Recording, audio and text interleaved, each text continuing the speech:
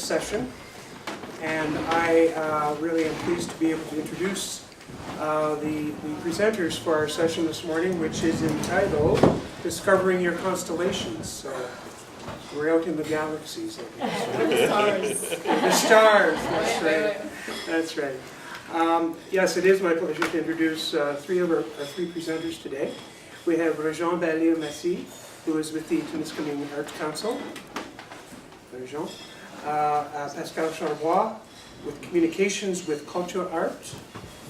And Dom Lafontaine with the Arts Council of Témiscamingue. All right. There is translation available, and we have Pascal who's going to be taking care of that. Thank you very much. Merci Harold. Alors, comme Harold a expliqué, ça va être une co-présentation. Dominique et moi, nous allons présenter ce qui se passe dans la région du Témiscamingue. Et Pascal va parler de ce qui se passe au Québec, qui est très avancé par rapport à ce qui se passe en Ontario.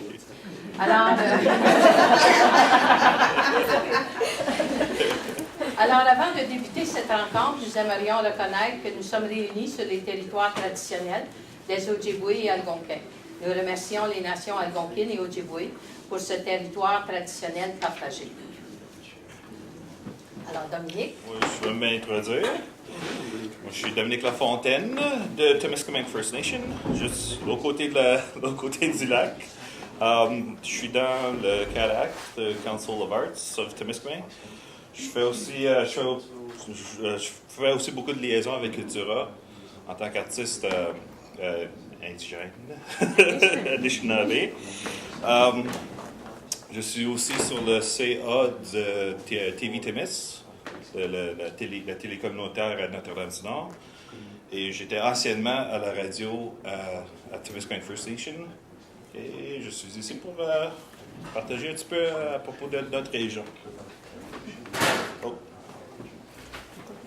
Ah, je pensais que tu faisais la présentation. Oui. D'accord.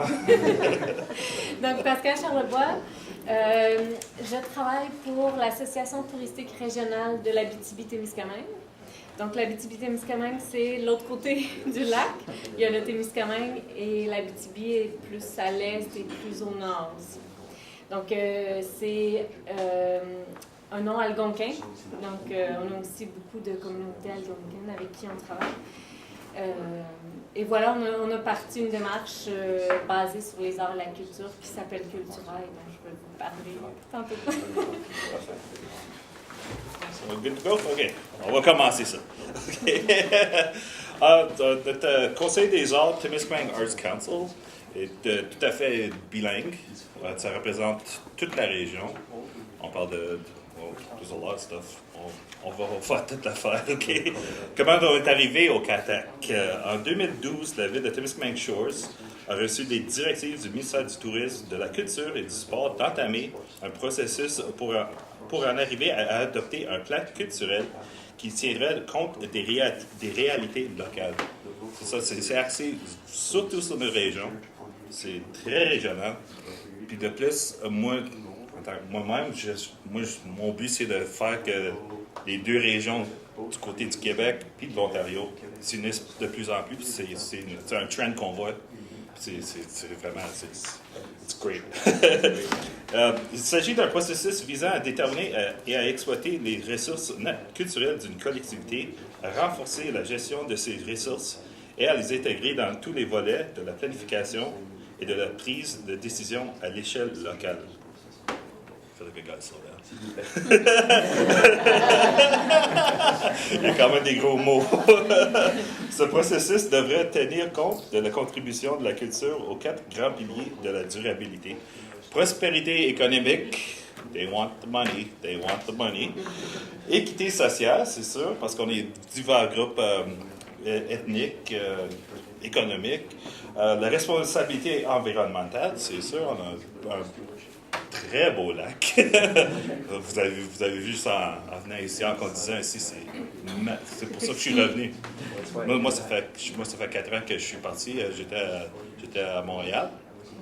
Je suis revenu ici, puis c'est comme, OK, I know why I'm here. C'est ça, je vais passer ça à Réjeanne. Oui, alors pour... Le quatrième. Oh, Catherine, excusez! La vitalité culturelle. Ah, ça c'est important. J'ai des feuilles ici, je ne sais pas si je vais en avoir pour tout le monde, mais ça va résumer ce qu'on va présenter. OK? Alors, vous n'avez pas besoin de prendre de notes. Alors, le processus de planification comprend 5 étapes. La première étape, c'était le démarrage. Alors, il ne faut pas oublier que pour que la ville de Témiscamingue Shores se dote d'un plan culturel, il y avait certainement un incitatif financier à l'arrière de ça. C'est pas par... La bonté. Oui, que la ville a décidé d'avoir un plan culturel. Alors, la première chose qu'ils ont fait, c'était d'établir un comité consultatif. Alors, quand tu as des enjeux importants, comme nous, les francophones, ici, c'est important de se positionner. Alors, pour se positionner, il faut prendre, comment je dirais ça, il faut prendre le lead, et puis parler, faire du lobbying, et puis s'immiscer dans les comités. C'est ce que j'ai fait. C'est ça. Alors, je me suis... quand ils ont formé le comité consultatif, j'ai fait un peu de lobbying auprès des conseillers municipaux, et puis je leur ai dit que j'étais très intéressée à travailler sur ça. Comme je représentais le centre culturel en termes pour les francophones, c'était important qu'il y ait des francophones sur le comité. Alors, comme j'ai une personnalité assez forte, on ne m'a pas dit non. Alors j'ai embarqué sur le comité. Alors là, la deuxième étape, c'était avec l'incitatif financier. Ils devaient avoir embauché des consultants. Alors, ils ont fait un appel d'offres, évidemment. Et puis, comme de raison, on avait des bons consultants locaux. On avait l'équipe du tonnerre local. Mais c'était des francophones. Et donc, on a choisi une équipe qui venait de Toronto. J'ai rien contre les gens de Toronto. Sauf que ces gens-là, ils sont venus, ils ont embauché une firme de Toronto. Ces gens-là sont venus, ils ont fait un tour de la ville rapide pour réaliser que dans la communauté, il y avait plusieurs groupes culturels, sportifs, patrimoniaux. Et donc, ils ont vu que c'était peut-être pas avec un petit survol d'une journée ou deux qu'ils pourraient peut-être présenter un plan. Ils ont donc été obligés d'embaucher quelqu'un local pour faire tout le travail. C'est ça. Alors, cette personne-là a recensé toutes les ressources culturelles dans la région culturelle, sportive, patrimoniale, tout ce qui avait rapport à la culture. Une fois que ça a été fait, ils ont retourné le cabinet de consultants a maintenant proposé des consultations communautaires. Ils ont eu une première consultation où ils ont invité des représentants des 3 cultures. Parce qu'il ne faut pas oublier qu'autour du lac, on est les francophones, les autochtones et métis et les anglophones. Donc, ils ont invité à la première rencontre des représentants des 3 cultures. Et ils nous ont demandé nos idées. Après ça, ils ont, suite aux consultations, au recensement de toutes les ressources, ils ont présenté... ils ont dressé une espèce de vision et ils ont fait 3 séries de consultations communautaires. Alors, vous comprenez que moi, je n'étais pas pour laisser les consultations communautaires simplement au niveau des anglophones. J'ai mobilisé la communauté francophone. Alors, j'ai identifié 40 francophones dans la communauté. Je les ai appelés, je les ai convaincus de l'importance d'être là. J'ai également sur le conseil d'administration du centre culturel 2 personnes de métier et j'ai une personne autochtone. Alors je leur ai dit, vous autres, organisez-vous pour avoir de votre monde là, pour insister qu'on reconnaisse les 3 cultures dans n'importe quel plan culturel. Alors, pendant les 3 rencontres, là, moi, je faisais un téléphone, puis ils avaient un tableau, et puis on devait mettre avec des petits post-notes, là, ce qui était important. Fait que moi, j'avais avisé la gang. J'ai dit, vous autres, là, quand ça vous dit, là, pour avoir des services en français ou d'avoir une personne responsable bilingue, mettez-les vos petits équipes. Alors, c'est... Vous savez, si vous voulez que quelque chose se fasse, il faut être là, puis il faut suivre le dossier. Alors, c'est ce qui s'est fait. Et donc, moi, j'ai mobilisé la communauté francophone. Dominique, lui... Moi, c'est plus artistique. Je suis autochtone, c'est vrai. C'est mes terres ancestrales. Mais c'est plus une démarche artistique. Je voulais m'impliquer en tant qu'artiste. C'était vraiment plus... c'est personnel. C'est plus... en revenant ici, je me suis trouvé comme, OK, c'est qui mon monde, ça? À part ma famille, c'est qui mon monde? C'est ça, c'est ça pour moi. C'est plus ça. C'est sûr que, bien sûr que... Je suis dans la culture autochtone, j'ai pas le choix. You live on the res, you live on the res. C'est ça, mais j'envisage des projets quand même surtout, j'ai une petite idée avec l'argile de notre région. Peut-être voir s'il y a parce qu'il y a de l'argile des deux côtés de la frontière, puis je veux voir si c'est possible de voir si... on peut faire des matières sculpturelles. Puis ça, c'est un petit projet que je veux prendre. Puis je veux aussi aller voir les aînés, puis voir s'il y a des utilités traditionnelles, si ça a été déjà fait ou si ça peut se faire. Puis c'est ça c'est plus où moi je m'implique. Alors, suite aux consultations communautaires, le groupe de consultants ont présenté une première ébauche au conseil de ville.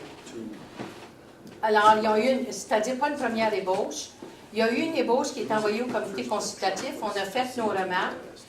Ils ont présenté une première, une version préliminaire qui disait du plan culturel. Moi, j'étais à la réunion, à la rencontre, où ils ont présenté ça, et il n'y avait rien pour les francophones. Malgré tout ça.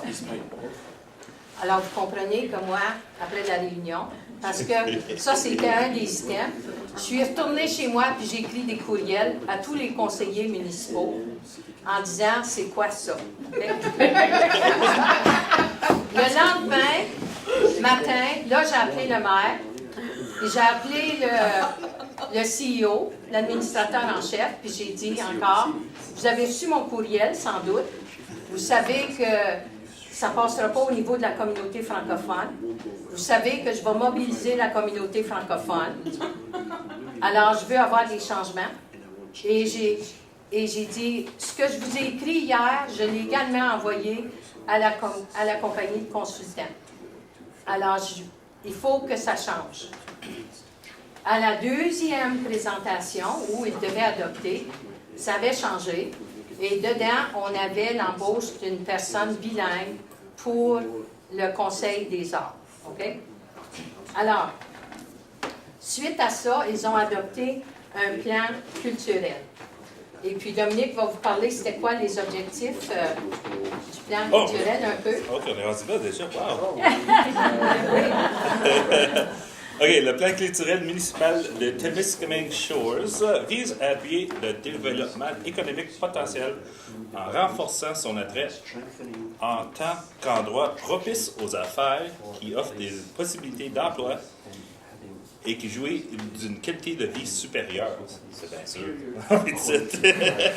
Voici certains des objectifs du plan. Madame... Bien, un des premiers objectifs, c'était de développer des centres dynamiques, plaisants et prospères. Alors, on avait travaillé le centre culturel pour avoir le plan culturel. Alors, on ne voulait pas que le plan culturel reste là sur la tablette et puis qu'il n'y ait rien qui se passe. C'est ça. Alors, ce qu'on a fait, en 2013, on a identifié un projet Parce qu'on savait qu'en 2015, c'était le 400e anniversaire des francophones.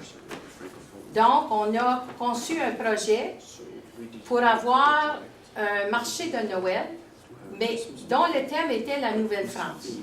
Alors, pour faire ça, tu ne fais pas ça en silo, tu ne fais pas ça tout seul. Alors, on a rencontré la communauté autochtone, la communauté métisse, on a rencontré les marchands, le BIA, là, le Business Improvement Area. On a rencontré la Chambre de commerce, puis on a rencontré la ville de Témiscamingue Shores, les représentants de la ville de Témiscamingue Shores, et puis les représentants du marché des fermiers, pour leur lancer l'idée. Est-ce qu'ils étaient d'accord à avoir un village, un marché de Noël, au thème Nouvelle-France? Et dans le thème Nouvelle-France, ben, on avait évidemment tous ces éléments-là qui se rentraient dedans. Et puis, comme c'était le 400e qui s'en venait, que sûrement Patrimoine canadien nous donnerait de l'argent pour faire ça. Ça a passé. Alors, une fois que ça a passé, là, on a eu l'argent, on a monté en 2014, ça nous a pris 1 an pour monter le projet, puis avoir les octrois, tout ça. En 2014, on a eu la première réalisation. Alors ça se passe dans le centre-ville de New Liskeard, OK? On ferme le centre-ville pendant 3 jours, on amène 32 maisonnettes de bois, on s'habille, on se costume en Nouvelle-France, on met l'apparence de Nouvelle-France, on a des jeux Nouvelle-France, tout ça, OK? Ça se passe en français. Il ne faut pas oublier qu'ici, dans la région, quand moi je suis arrivée en 70, c'était la région de la paix, The Alliance for the Preservation of English Canada. Et quand tu allais dans un magasin, c'était Speak English, OK? Alors, il n'y avait pas de français. Alors là, tu arrives avec un marché de Noël francophone dans un milieu anglophone et tu travailles avec les 3 communautés. C'est la première fois qu'il y a un projet dans la région où on travaille avec les 3 communautés. OK? Alors déjà, ça, c'est comme un exploit.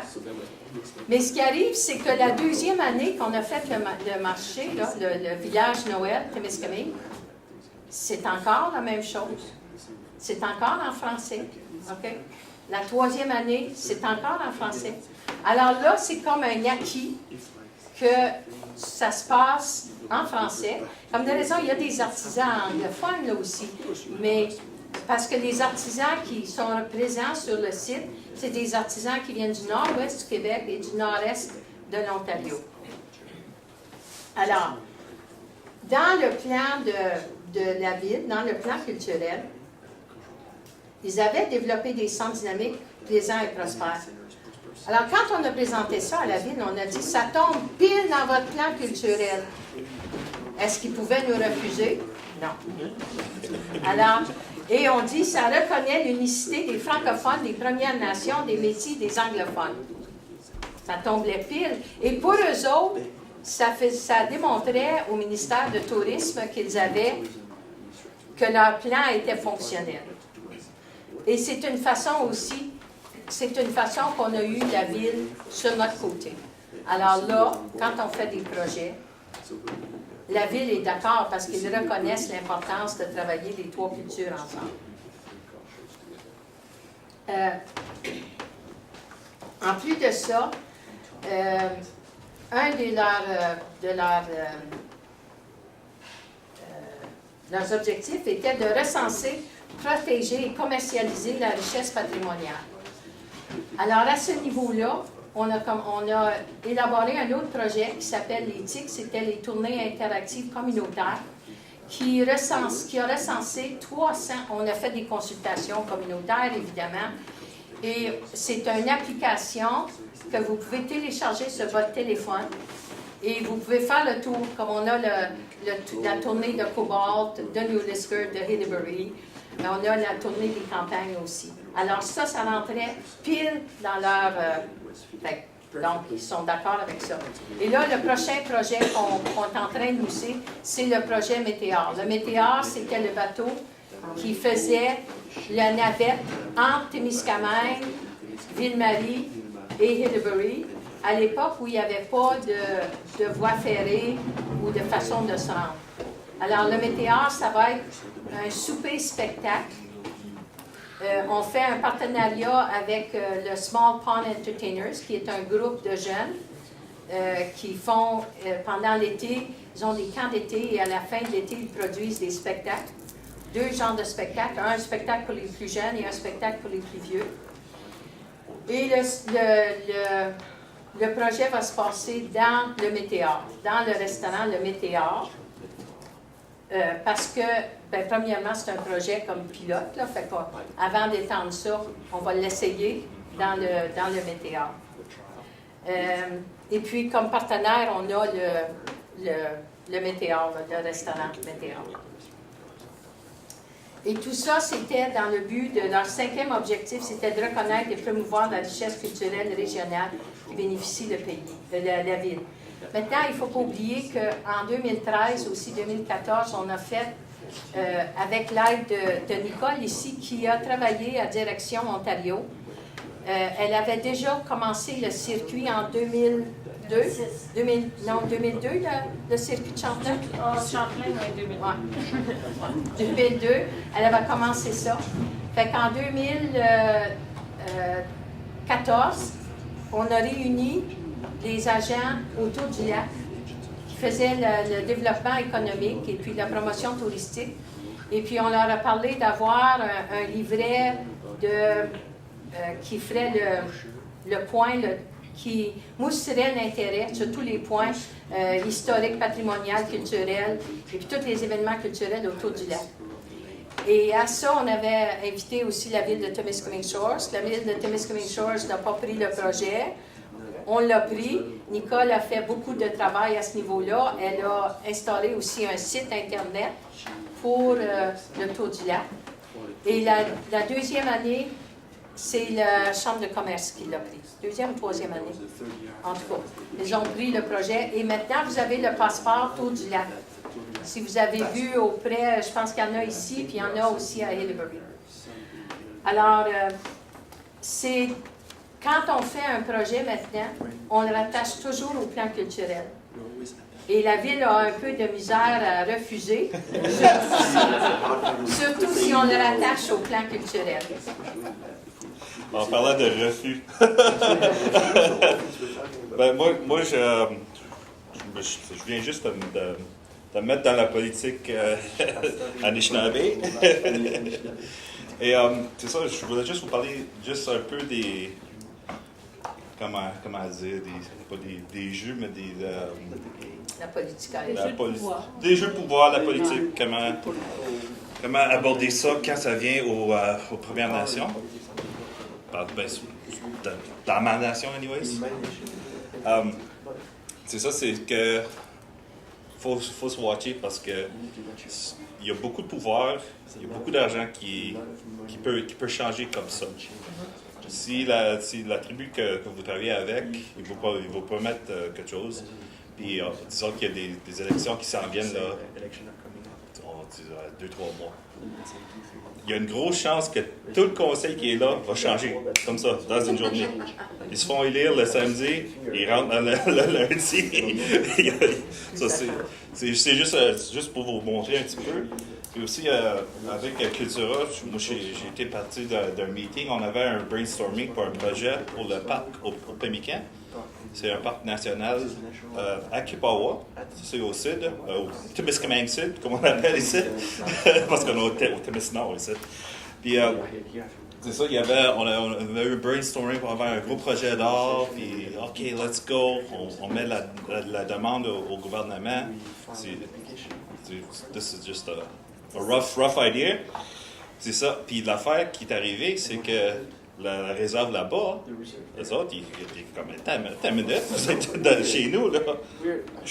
Accent, finish. Ils l'ont fini.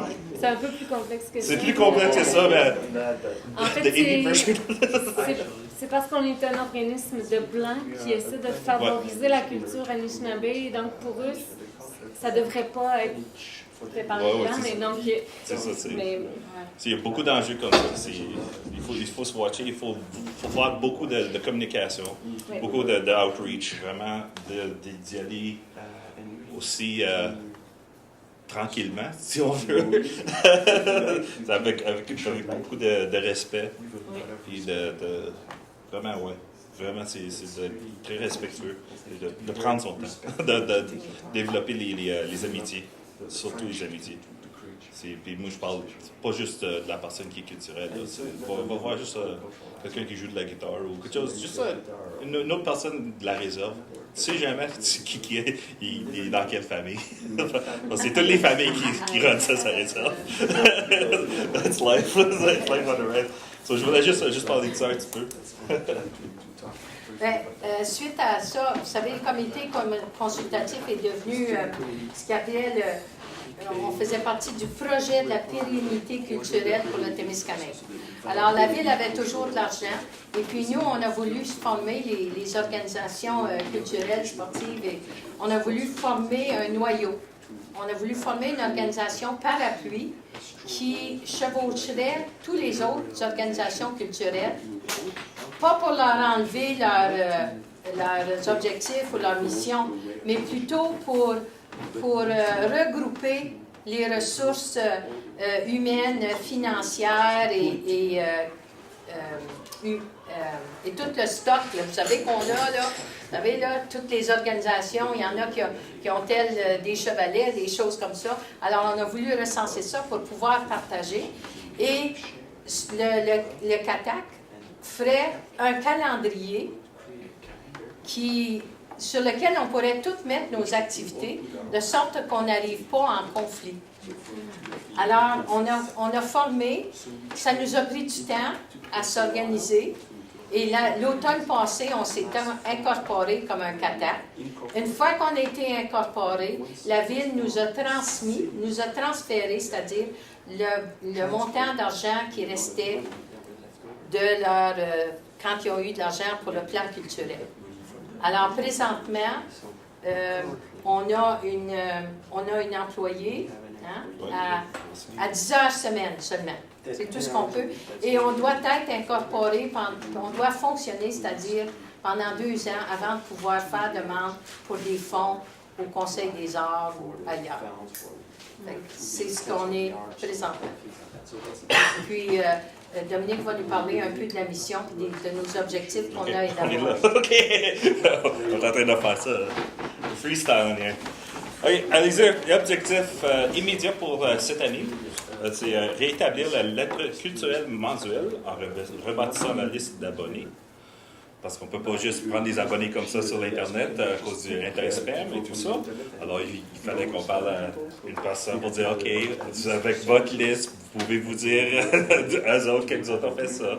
Alors, on veut aussi lancer, promouvoir et bâtir le site web de CATAC. Rechercher, bâtir et diffuser la liste des ressources physiques, humaines et financières des membres du CATAC. Et aider à réaliser certains objectifs du plan culturel de la ville de Témiscamingue. C'est ça, c'est régional, mais c'est la ville qui donne l'argent, parce que la ville, c'est un amalgame, là, quand même. Et pour réaliser ceci, nous avons une personne embauchée, comme de dire, Anna Felicity, qui travaille pour nous. Puis elle fait un travail exceptionnel. Comme vous voyez, c'est elle qui a organisé ça ici. Puis on est heureux de l'avoir sur notre équipe. Puis on a établi un budget sur 2 et 4 ans en tenant compte de l'argent que nous avons et que nous demanderons. Il faut fonctionner pendant 2 ans avant d'avoir faire demande avec le Conseil des arts de l'Ontario, comme vous le savez, pas mal tout. C'est ça, on se rencontre une fois par mois. On organise présentement un 5 à 7 le mois prochain. Ouais. Puis on vous invite tous, si vous êtes dans la région, c'est sûr. On va t'inviter, c'est sûr. Et, alors, ça, c'est le Conseil des arts présentement. Fait que vous avez vu les antécédents où on est rendu présentement.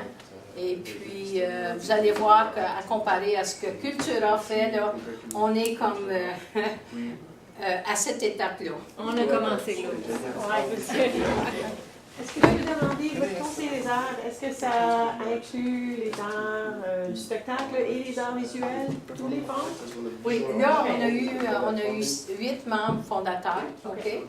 Et on a, dans ça, je peux te les nommer, là, j'ai pris la peine. Il y a le Centre culturel, il y a le Piper Kids Show, il y a la Galerie d'art du Témiscamingue, il y a le Musée minier de Cobalt, le Musée patrimonial de Haileybury, le Témiscamingue Native Women's Support Group, le Centre écologique de Elk Lake, et puis le Temagami Artistic Collective. Donc ça représente beaucoup d'intérêt. Oui, Ah oui. ouais. Et puis, Toute la région. c'est qu'il fallait convaincre des organisations d'embarquer dans le Qatar. Et ça, c'est pas difficile parce que les organisations peuvent se sentir menacées parce qu'ils pensent qu'on veut s'approprier leur mission, tu sais, fait que c'est pas ça. Mais le 5 à 7, c'est justement pour faire le outreach aux autres organisations puis les convaincre d'embarquer.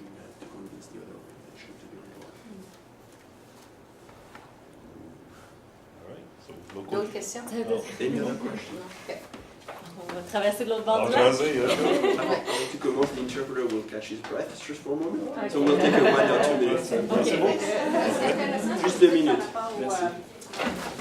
Donc, je vais faire une présentation, moi aussi, un peu freestyle, parce que c'est extrêmement large, Cultura. Donc, si vous avez des questions, n'hésitez pas. Les questions peuvent être en anglais, français, peu importe. Peut-être commencer par présenter la région. L'Abitibi-Témiscamingue, donc le nom est algonquin. Il y a des Algonquins sur le territoire depuis 8000 ans. Et pourtant, jusqu'à il y a peu longtemps, on pouvait visiter la région sans même se rendre compte qu'il y avait une présence algonquine. Donc, ça fait partie d'un des problèmes qu'on avait ciblés. C'était aussi une région, le Témiscamingue est agricole, l'Abitibi c'est une région minière, forestière, donc très susceptible oui, ça va bien, ça va pas bien, et là, les gens partent. Il y a comme si, donc l'attachement au territoire est plus difficile dans ces conditions-là. Et donc, on entendait souvent les gens dire « Ah, il n'y a rien à faire ici. Moi, dès que je vais prendre ma retraite, je vais retourner vers Montréal voir mes enfants, je vais déménager. » Donc, il y avait cette problématique-là aussi. Et donc, on a, on est passé par plusieurs étapes avant de fonder Cultura. En 2006, Tourisme Abitibi-Témiscamingue a décidé de mettre sur pied une démarche de qualité de vie des citoyens d'abord. Donc, de sensibiliser toutes les municipalités à travailler la qualité de vie du citoyen.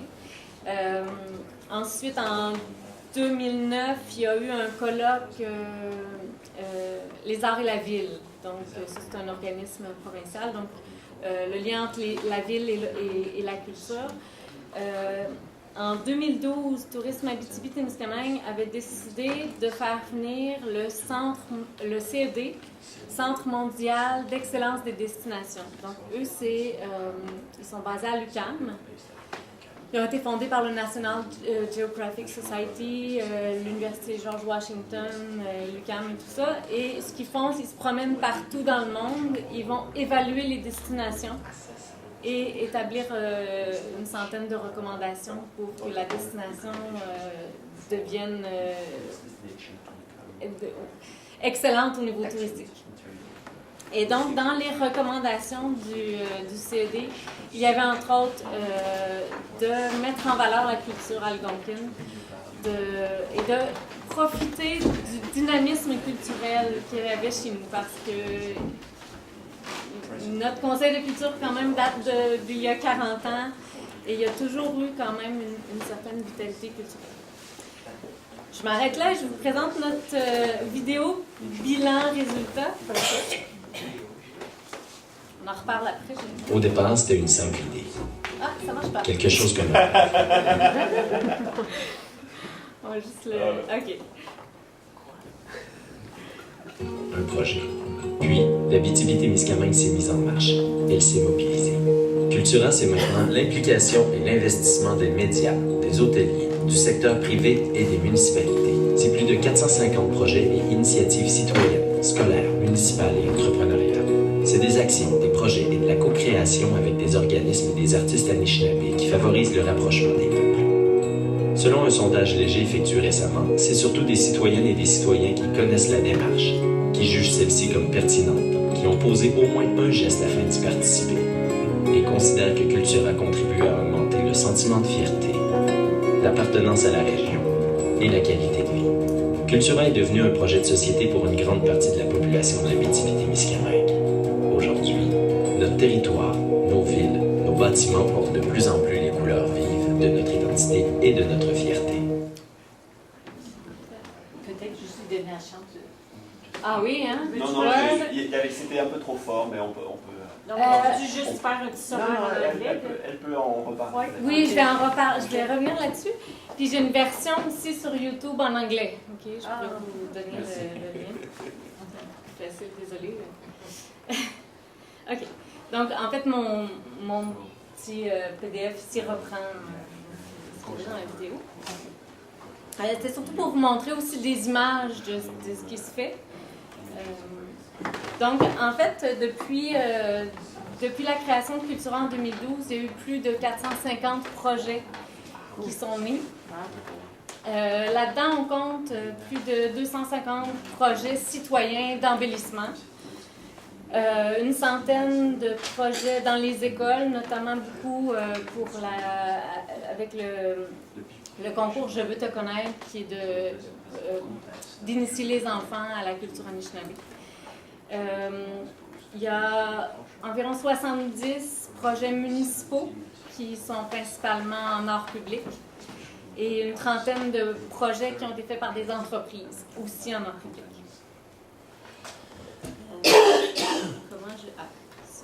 Donc là, la mission comme telle, l'idée de Cultura, c'est de mobiliser toute la population de l'Abitibi-Témiscamingue dans un mouvement créatif, rassembleur, structurant, en misant sur la culture comme source d'action, de fierté et de rapprochement. Bon, ça dit, hein, je vais le laisser.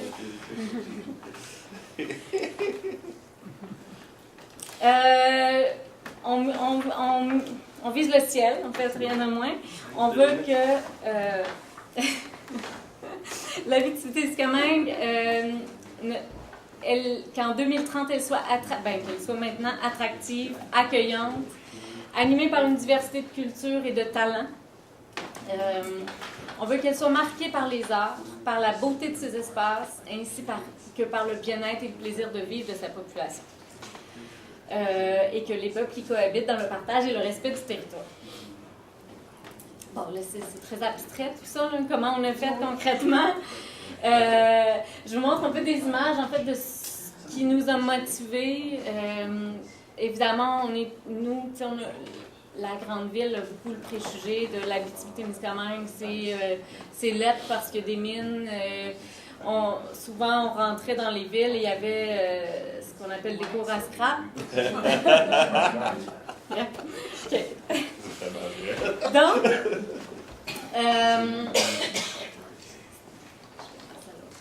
aujourd'hui, on voit de plus en plus d'art public, de plus en plus de fleurs. Les citoyens participent à l'embellissement.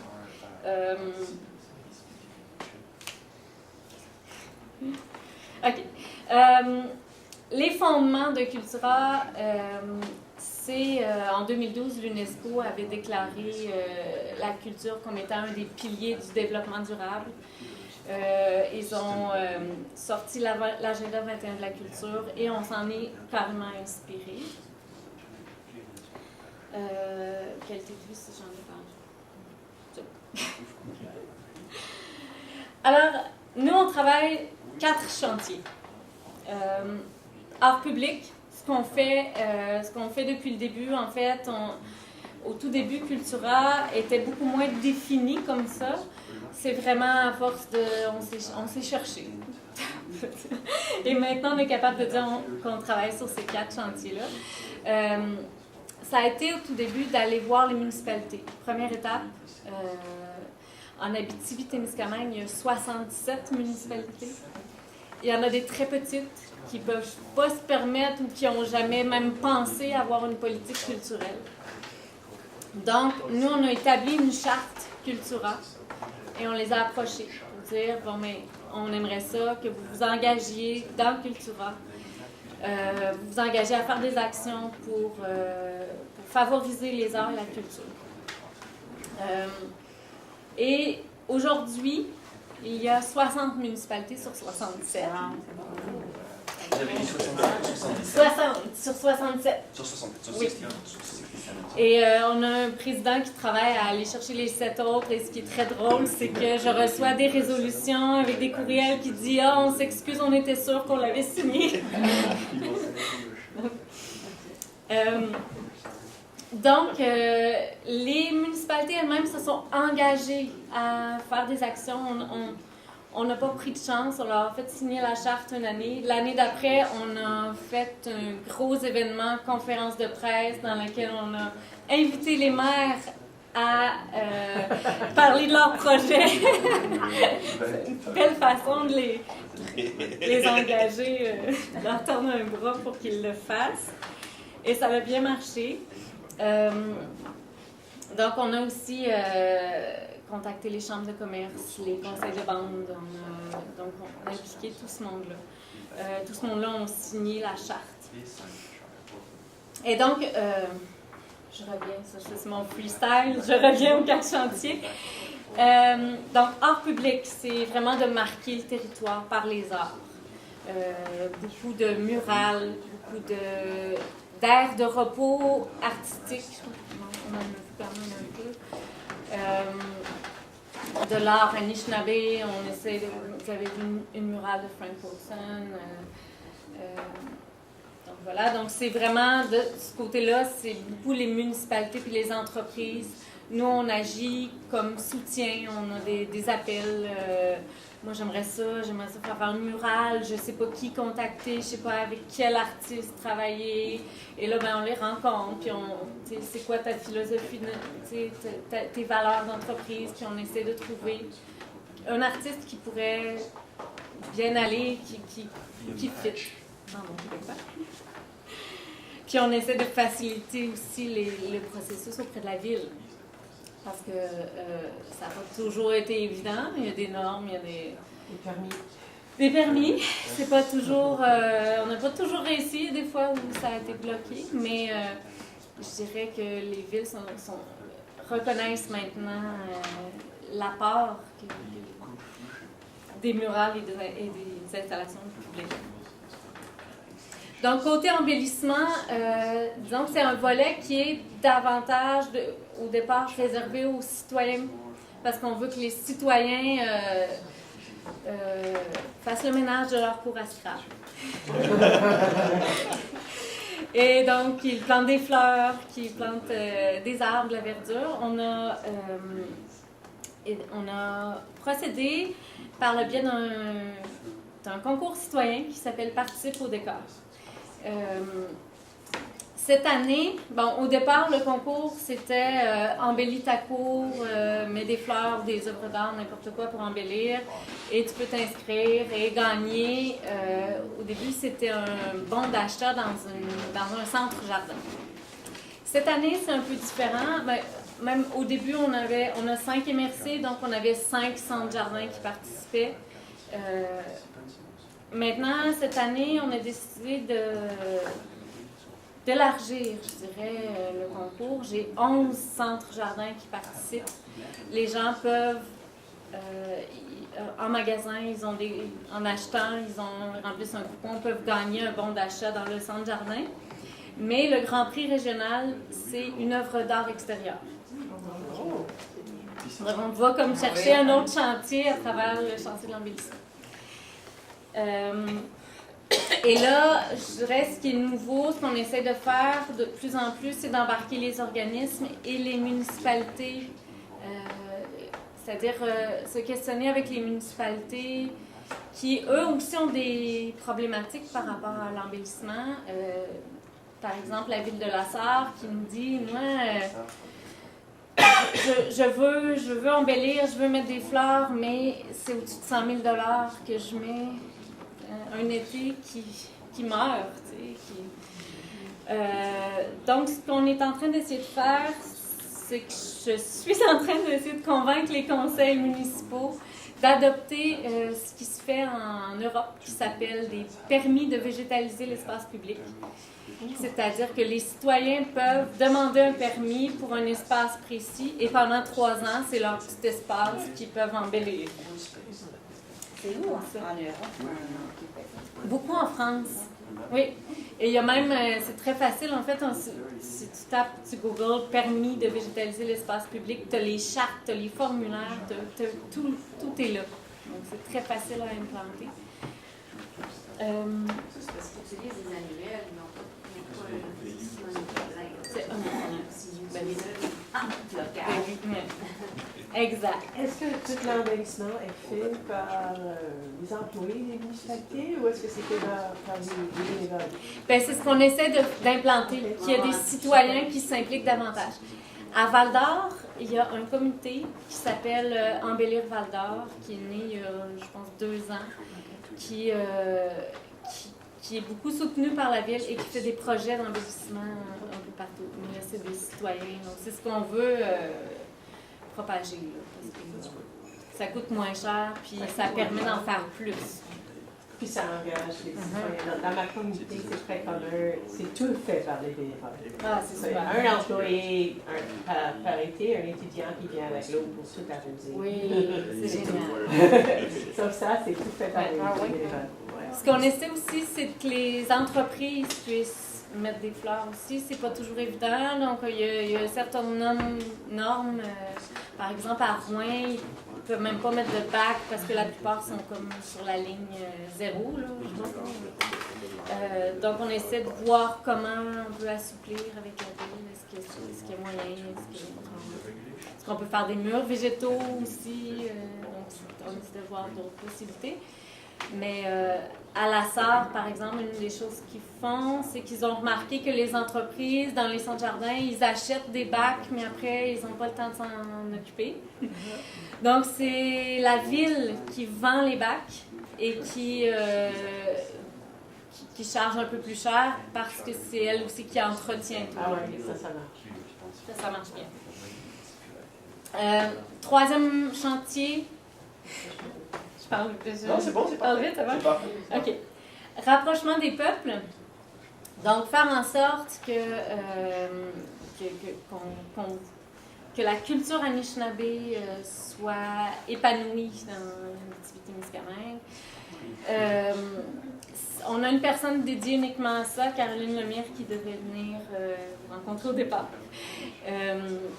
Donc, qui travaille, qui au départ a fait le tour des communautés, elle essaie d'une part de voir qui sont les artistes, comme repérer Dominique, repérer Carl Chemirier, je ne sais pas si vous le connaissez, mais pour après soutenir, ça peut aller, par exemple, à écrire la demande de subvention pour Carl Chevrier, lui montrer comment écrire une démarche artistique.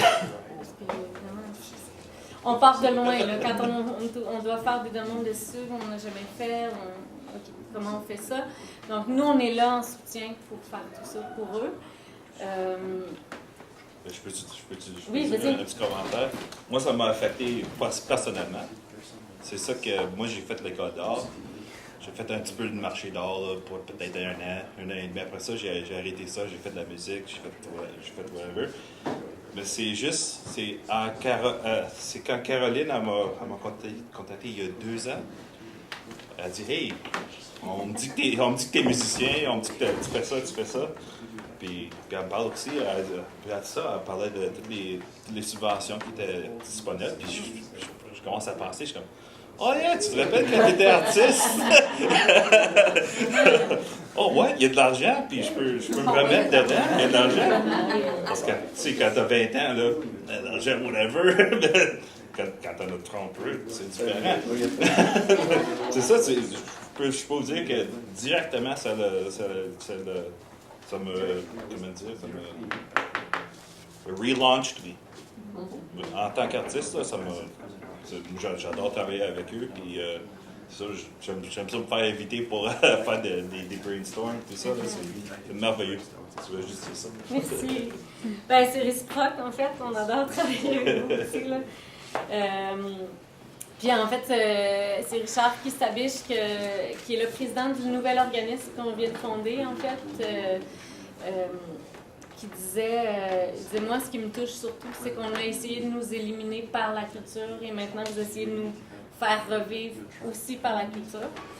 Donc on a fondé, au tout début, on a commencé par faire des cercles.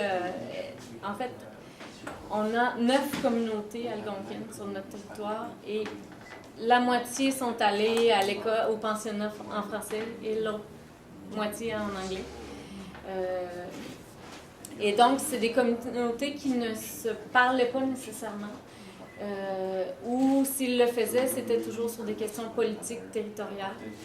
Donc, nous, on a mis ces gens-là ensemble, mais pour parler de culture, pour essayer de voir ensemble, mais c'est quoi les morceaux de casse-tête que vous avez, qui vous restent par rapport à votre culture, qu'on puisse mettre ça ensemble pour faire revivre tout ça. Et donc, ça l'a mené plus tard à la fondation de Minashin. Minashin qui veut dire, c'est comme le mot pour, parce qu'il n'y a pas de mot pour art en algonquin, mais c'est le mot pour dire wow, c'est beau, tu sais, wow, impressionnant. Et donc, l'idée en fait, c'est que maintenant, Minashin est l'organisme qui va aider culturellement à produire des spectacles. Donc, l'idée, c'est que ça se fasse, que ce soit eux, c'est 100% autochtone comme CA, et donc l'idée, c'est que ça leur appartient maintenant. Nous, on est là en soutien encore. Je pense que je vais m'en faire vite. Engagement culturel, 4e chantier, c'est d'amener les gens à participer davantage à la culture, à devenir des ambassadeurs culturels de la région. Ça peut passer par des projets de médiation culturelle, par exemple, par des concours citoyens, par des concours dans les écoles. Donc, c'est d'amener... au tout début aussi, on misait aussi beaucoup sur l'achat local, encourager les gens à acheter des produits régionaux, à acheter des œuvres d'artistes régionaux. D'ailleurs, avec le Conseil de la culture, au tout début, on a mis sur pied des outils sur notre site web, dont la boutique des arts. Donc, c'est pas parfait, il y a lieu d'améliorer, mais les artistes peuvent s'ouvrir une boutique et donc vendre en ligne leurs œuvres. Que ce soit des bijoux. Oui, de toute l'Abitibi-Témiscamingue. Il y a aussi un bottin des artistes. Donc, les écoles, les commerçants, tout ça, peuvent faire une recherche et faire appel, envoyer un courriel directement aux artistes pour leur demander. Est-ce que l'engagement culturel, est-ce que ça inclut des initiatives éducatives? Oui. Par rapport des artistes, des étudiants? Oui. Oui. They're doing the same thing you're doing. OK. Oui, en fait, j'ai pas parlé tantôt, mais il y a les 5 commissions scolaires aussi qui ont signé la charte culturelle et qui travaillent avec nous. Peut-être pour les gens qui ne sont pas de la région, comme moi, oui, c'est quoi la population de l'Abitibi-Témiscamingue? Moi, je suis dans une petite région, les autres gens sont dans une grande région. Combien de monde est-ce qu'il y a là? Environ 148 000 personnes, mais sur un territoire qui est 8 fois la Belgique. Oh, oui. Mais ça donne une idée des coûts, puis des frais, tout ça. Est-ce que vous avez des subventions gouvernementales de Québec? Ou... C'est pas évident. C'est-à-dire, au début, oui, on avait un soutien du ministère de la Culture. Évidemment, Tourisme Québec aussi, parce au début, c'était vraiment dans l'optique de faire une démarche de tourisme culturel. Et à l'époque, il y avait la CRE, la Conférence régionale des élus, qui était un organisme régional qui gérait l'enveloppe gouvernementale pour des projets régionaux et de concertation, donc qui nous soutenait. Et là, la CRE est morte avec notre nouveau gouvernement. Et donc maintenant, c'est beaucoup plus difficile. Il y a eu comme un désengagement du ministère de la Culture. Maintenant, Tourisme Québec qui essaie de nous couper aussi. Heureusement, on a le soutien de nos hôteliers, en fait. Parce que comme on est une association touristique, on bénéficie de la taxe sur l'hébergement. Et les hôteliers ont clairement accepté de donner 1% près de la taxe sur l'hébergement directement à Cultura. C'est quoi le pourcentage que vous commencez? La taxe? C'est 3 points... vous recevez 1%. Oui, c'est comme un tiers. Ouais. Vous avez dit que vous aviez des ententes avec les commissions scolaires. Mais ça ne leur donne pas de fonds. Non, malheureusement, on n'a aucun fonds. On n'a pas d'argent. En fait, l'argent qu'on a, elle sert essentiellement aux gens qui travaillent et aussi à produire des capsules vidéo. Est-ce que vous avez une idée de la proportion de jeunes de 0 à 18 ans? Il y a eu plus de 100 projets dans les écoles. C'est difficile à dire en nombre d'élèves, mais je peux vous donner un exemple. L'année passée, pour Je veux te connaître, il y a une école entière qui a appris une chanson en Anishinaabe. S'initier à la culture, il y a des vidéos là-dessus, c'est vraiment touchant. Donc, il y a beaucoup d'écoles qui participent quand même, mais c'est des classes, c'est difficile à calculer. Merci. Merci. Est-ce qu'il y a d'autres questions? Any other question? Nos orientations, en fait, là, vers où on s'en va, en ce moment, on travaille de plus en plus l'innovation sociale. On se forme en technique de Living Lab, tout ça, pour accompagner davantage les villes dans des processus participatifs de consultation citoyenne, de mettre ensemble les artistes avec tous les autres milieux. En fait, par exemple, la ville de La Sarre, on les a convaincus, se sont engagés récemment à ce qu'ils consultent des artistes dans leurs décisions d'urbanisme. Et tout ça, évidemment, l'objectif ultime, c'est l'attractivité. On aimerait ça avoir du monde chez nous. Et on est, en ce moment, on est sur le point de fonder une agence d'attractivité, c'est-à-dire on va, au lieu de s'occuper seulement de l'attraction des touristes, on va essayer de regrouper toutes les démarches d'attraction, main-d'œuvre, étudiants. Parce que la base, c'est quand même la qualité de vie. Mais il y a déjà une organisation, Valorisation AT, on a participé au tout début, on était partenaire. Ça n'existe plus. C'est mort récemment. Puis, pendant longtemps, on se faisait dire « Ouais, mais qu'est-ce qui est VAT? Qu'est-ce qui est vous? Vous faites la job de... » On se faisait reprocher de faire le travail de l'autre. Puis en fait, le problème, c'est qu'ils avaient un budget très, très, très mince. Donc là, si on regroupe tout, ça peut faciliter.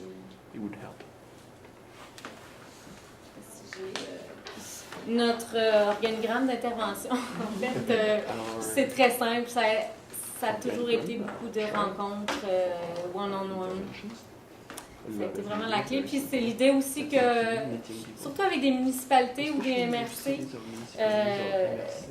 c'est le truc du voisin gonflable. Oui. Si un fait telle chose, l'autre va vouloir faire plus. Et donc, c'est pas mal là-dessus qu'on surfe.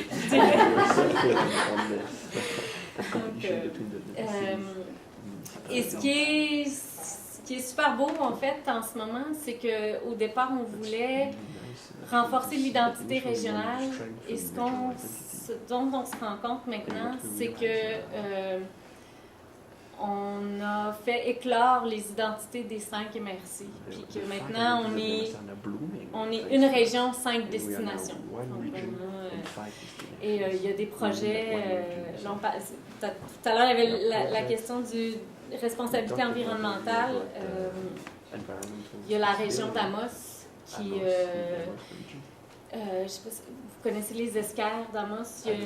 Donc, c'est une formation géologique rare qui filtre l'eau et c'est une des eaux les plus pures au monde. Et donc, par contre, c'est aussi très fragile à la contamination. Donc, ils ont mis sur pied le projet Anissibi, qui est un projet de parc thématique sur la ressource hydrique. Donc, pour permettre aux gens de...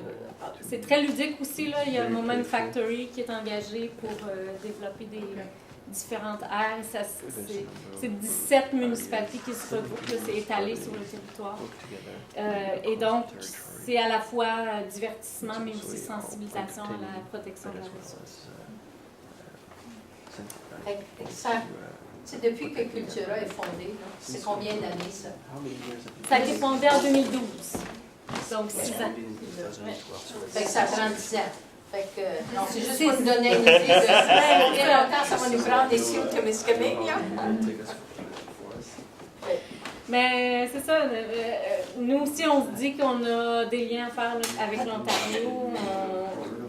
D'ailleurs, le Témiscamingue le fait beaucoup déjà. Donc, on est prêt à aider, à soutenir. On veut exporter un peu la démarche, d'aider. On est quand même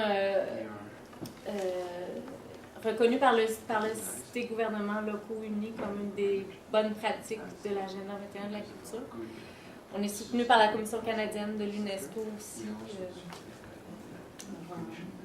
On a des beaux partenaires.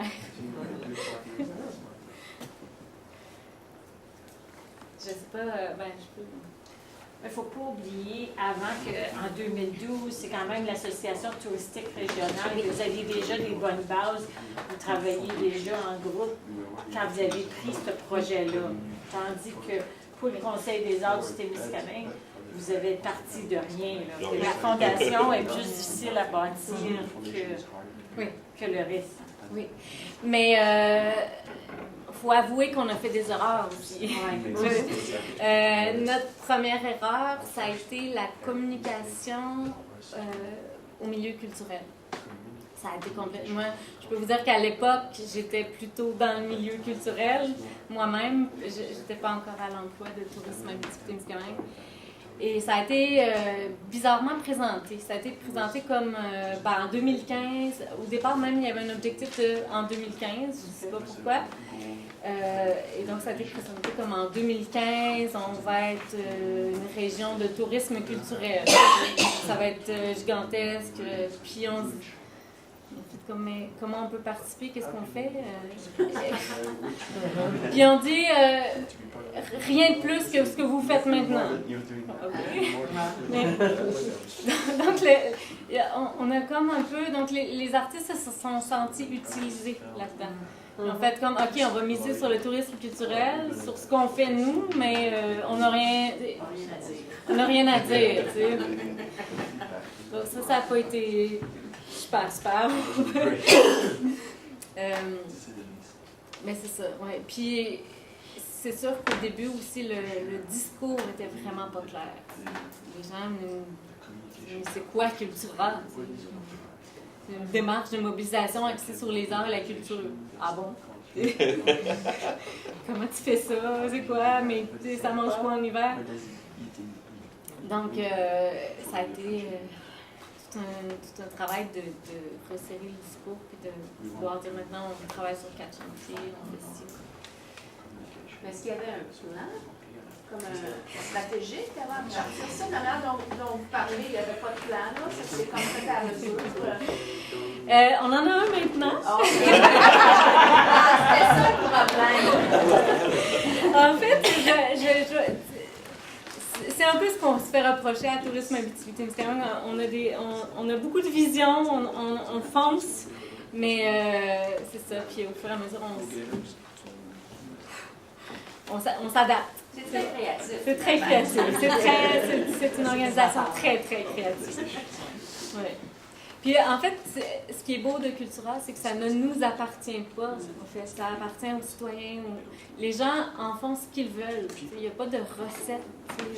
C'est sûr qu'au début, on a développé des outils pour chacun des milieux. Par exemple, sur notre site web, il y a les 10 gestes à poser pour les citoyens, pour les enseignants, pour les entreprises, tout ça. Mais il reste que un citoyen qui a une idée peut très bien dire taguer Cultura, puis nous, on n'a aucun contrôle là-dessus. C'est bienvenu. C'est en fait, pour le citoyen, une façon de dire je suis fier de vivre ici. Donc, c'est un peu les résultats, là, 60... on ne sait pas si c'est 66 ou 67 municipalités. Il y a des territoires non organisés. Je ne sais jamais si on les compte ou pas. Là. Les ministères ne s'entendent même pas là-dessus. 17 organismes de développement. Donc, ça comprend les centres d'amitié autochtones, les chambres de commerce, les commissions scolaires, les 7 conseils de bande. Tout le monde a signé. Donc, voilà un peu... je disais des projets d'embellissement, près de 250. C'est ce qu'on a pu recenser à travers nos concours, en fait, là, mais il y en a sûrement plus que ça. Des projets scolaires, une centaine, au moins 30 projets d'entreprise, 70 projets municipaux. Puis ça, c'est très difficile de faire le décompte parce que les gens nous le disent plus nécessairement. Une chose aussi qui a été très importante pour le développement de la démarche, c'est notre entente avec les médias régionaux. Tantôt, je disais, l'argent va surtout à des ressources humaines et à des réalisations de capsules. À peu près, à chaque année, on a fait une vingtaine de réalisations, vingtaine de capsules vidéo. On a un réalisateur à l'interne qui travaille pour nous. Et les médias régionaux nous ont donné plus de 200 000 $ en commandite pour la diffusion de nos capsules, ce qui a permis de très vite là, avoir un impact au niveau des citoyens. Et maintenant, on a l'UQAM et l'UQAT qui nous aident à documenter scientifiquement la démarche. Je veux dire, c'est quoi l'UQAM? L'Université du Québec à Montréal et l'Université du Québec en Abitibi-Témiscamingue. Alors, ils font la recherche avec vous? Oui, ils font la recherche sur Cultura pour essayer de voir comment ça a marché, qu'est-ce qui... Voilà. Et ça, c'était les résultats d'un sondage qu'on a fait l'année passée. Justement, en vue de notre planification stratégique. On se demandait, c'est quoi l'impact au niveau des citoyens? On a été vraiment très surpris, très agréablement surpris. Combien de personnes ont rempli le sondage? C'est un sondage léger et c'est un échantillonnage de à peu près 500 personnes. 69% des 147 000 habitants ont posé un geste concret. Oui, c'est 500 habitants.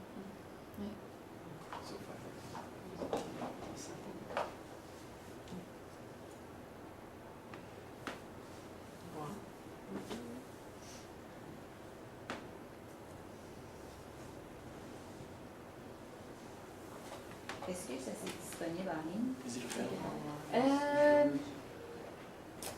Bonne question. Je peux vous laisser peut-être ma carte. Je pense que pas encore. Vous pouvez peut-être en fait. Oui, j'ai pris un photo. C'est toujours. Oui, je peux vous l'envoyer par courriel sans problème. En fait, on travaille à refaire notre site Internet, puis éventuellement, ça va être sur notre site. Donc, vraiment, Cultura s'est commencé comme une initiative touristique avec des résultats culturels. Oui, ça a commencé comme une entreprise. En fait, on a engagé une consultante en développement de l'offre touristique culturelle. De tourisme culturel. C'est encore, dans la région, c'est encore une idée un peu difficile. Ouais. Ouais. Oh, le tourisme, c'est les rivières, puis les lacs. Oui, Tout oui. ça. Puis la culture, c'est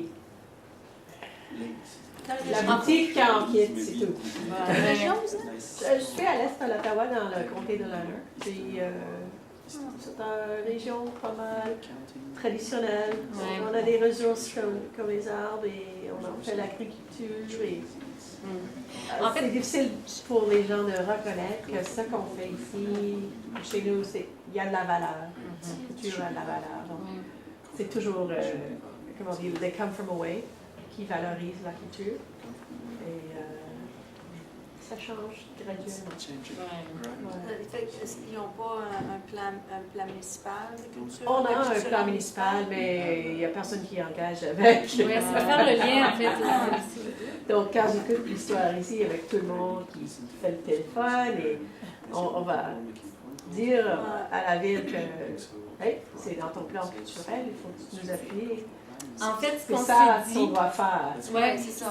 Nous, ce qu'on s'est dit, c'est on fait, tu sais, Tourisme Abitibi-Témiscamingue fait la promotion de la région à l'extérieur. Ouais. Mais ce qu'on s'est dit, c'est ça marche pas si les gens à l'intérieur de la région en sont même pas fiers et invitent pas les gens à venir. Ouais. Donc, on doit faire une promotion interne qui va permettre que chaque citoyen devienne un ambassadeur de la région. C'est ce qu'on a fait. On a décidé de passer par les arts et la culture parce que c'est ce qu'il y avait de plus rassembleur, de plus dynamique, de plus peace. Est-ce que vous travaillez avec les agents de développement économique aussi dans la région? Parce que souvent, c'est un aspect important. C'est un bout de parler culture, mais il faut travailler main à main avec les gens du développement économique. C'est pas juste bâtir des industries, hein? C'est aussi... la culture, ça fait venir de l'argent dans la région. Ben, en fait, Tourisme Abitibi-Témiscamingue, d'abord par le tourisme, par le biais du tourisme, on est subventionné aussi par DEC, Développement économique Canada. Et donc, par la banque, ils soutiennent, ils sont au courant de tout ça. Puis on a aussi les 5 chambres de commerce qui ont adhéré aussi. Puis sinon, ben, c'est par le biais des villes. Là, je ne l'ai pas mentionné aussi, mais on a incité les villes à se créer des comités culturels. Donc maintenant, les villes elles-mêmes gèrent les projets culturels, puis donnent de l'argent aux communautés pour faire des projets. Ici, la ville de Témiscamingue Shores, elle s'est départie des projets culturels. Hein. C'est plutôt, elle laisse ça aux organisations à faire des projets pour mousser le tourisme ou quoi que ce soit dans la ville. Ouais. Est-ce qu'ils ont un agent de développement économique? Oui, il y en a un, mais il y a tellement de dossiers que tous les dossiers que les gens veulent pas, ça lui retombe sur son pupitre. Alors, c'est comme ça. il est débordé. Je dirais que la ville où il y a eu plus d'action, puis qu'il y a eu une évolution assez phénoménale, c'est Val-d'Or. Parce qu'avant, on disait c'est Rouen qui est la capitale culturelle. Mais Val-d'Or ont pris l'initiative d'engager une animatrice culturelle à la ville. Ça fait une grosse différence. Ça fait une énorme différence. Quand une municipalité s'engage puis qu'il engage quelqu'un pour travailler sur la culture, ça fait une grosse différence. Oui, exact.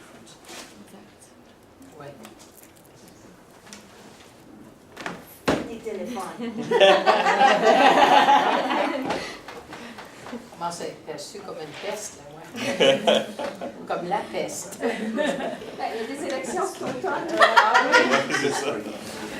Oui, ça, on le sait. C'est sûr. C'est sûr que de convaincre les gens en parlant de tourisme et culture, c'est pas toujours évident. Par exemple, tu sais, les mines et tout ça, nous, on n'a pas d'argent, parce qu'on peut pas aller dire, ouais, on va développer le tourisme. Tu sais, ils s'en foutent un peu. Okay? Par contre, en mettant sur pied l'agence d'attractivité, on leur dit, on va attirer de la main-d'œuvre. Ouais. Ça marche bien. Vous avez dit ça. Ça marche bien. It works well. Est-ce qu'il y a des synergies avec les commissions culturelles de chacune des... Oui. Oui, par le biais, comme j'ai mentionné, des comités culturels qui ont été fondés, mais aussi,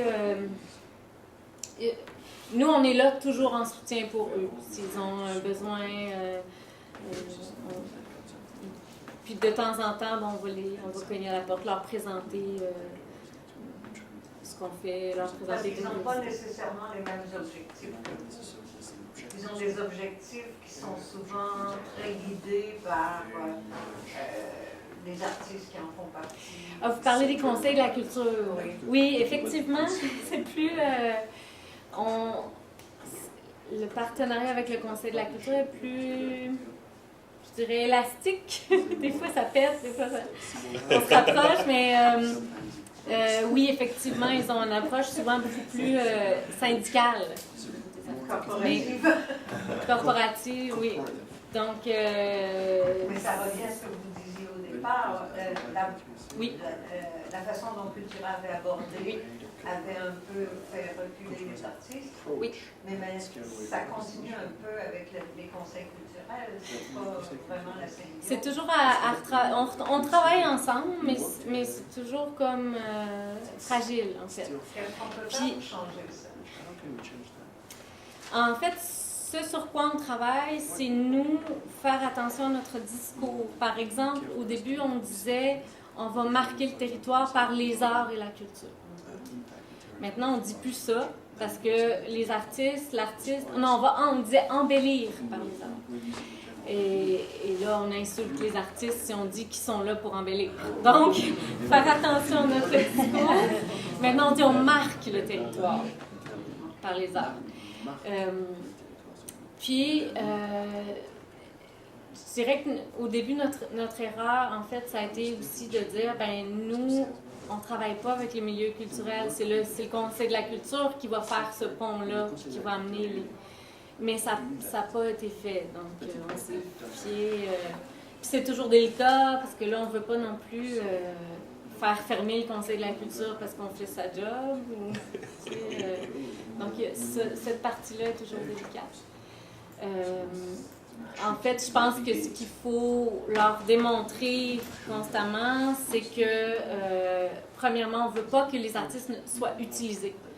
Par exemple, quand une entreprise demande une murale, on va défendre le fait que l'artiste n'est pas là pour faire une affiche promotionnelle de ce qu'il y a à l'intérieur de la bâtisse, mais bien respecter sa démarche artistique. Puis aussi s'assurer que dans toutes les étapes du processus, l'artiste soit payé, qu'il ne fasse pas 12 000 maquettes gratuitement. Donc, on essaye finalement de travailler le mieux qu'on peut avec. S'il n'y a pas de...